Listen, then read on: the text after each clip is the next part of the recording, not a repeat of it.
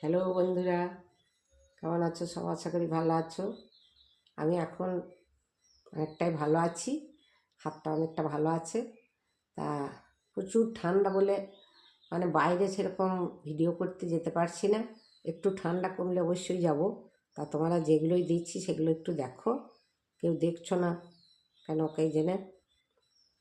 ঠিক আছে। হ্যালো বন্ধুরা, আমি এখন রান্নাঘরে এসেছি।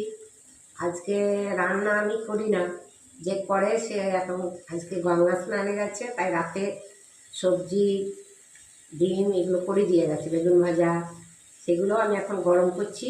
তোমরা একটু দেখো।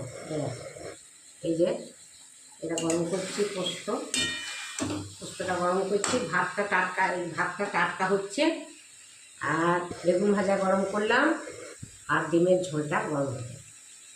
তারপরে আরও আছে, টক আছে, না গরম করবো না। আর ভাতটা একটু হতে আছে, ভাতটা হয়ে গেলে গরম গরম খেয়ে নেবো।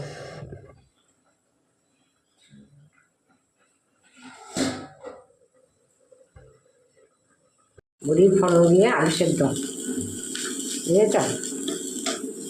দারুণ ভালো লাগে।